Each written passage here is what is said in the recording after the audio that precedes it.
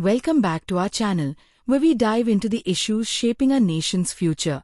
Today, we're tackling a critical topic: the escalating tensions between India and Pakistan over the Indus Waters Treaty. From fiery statements by Pakistani leaders to India's bold moves, we'll break it all down. Let's get started.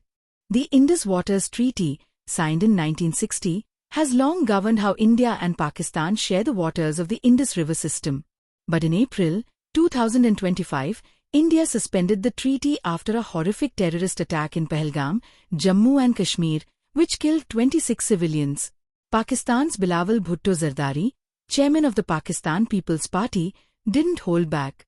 He warned India, saying, "India has two options: share water fairly, or we will take it from all 6 rivers." His provocative rhetoric, including phrases like, "either our water or their blood will flow," signals Pakistan's view of this issue as a matter of survival, as 80% of their agriculture depends on these waters.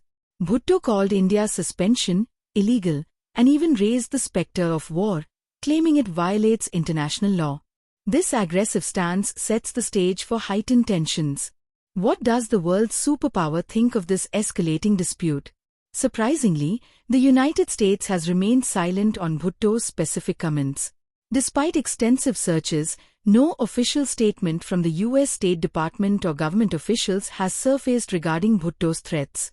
This silence could indicate a cautious approach, possibly to avoid taking sides in a sensitive bilateral issue. However, the US did play a role in mediating a ceasefire during the India-Pakistan clashes in May 2025, suggesting they prefer de-escalation over direct involvement in the water dispute. For now, it seems the US is watching from the sidelines. India's leadership, particularly Home Minister Amit Shah, has taken a resolute stand.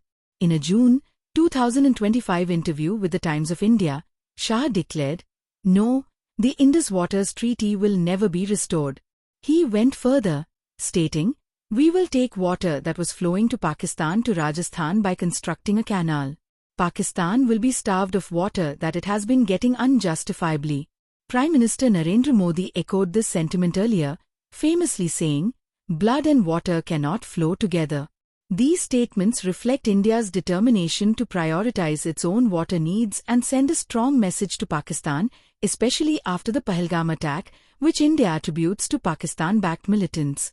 India isn't just talking tough, it's acting. The government is pushing forward with ambitious projects to maximize its use of the Indus River system's waters. One key initiative is doubling the Ranbir Canal on the Chenab River to 120 kilometers, redirecting water to Indian states. A feasibility study is also underway for a 113 kilometers canal to divert surplus flows from Jammu and Kashmir to Punjab, Haryana, and Rajasthan. Additionally, India is planning new dams on the Chenab, Jhelum, and Indus rivers to store large volumes of water, a first for the region. These projects aim to ensure that every drop of India's rightful share is used for its farmers and citizens, reducing excess flows to Pakistan. Pakistan's actions go beyond words. The April 2025 Pahalgam attack, which killed 26 tourists, was a stark reminder of the ongoing threat of terrorism, with India pointing to Pakistan-based groups like the Resistance Front, a proxy of Lashkar-e-Taiba.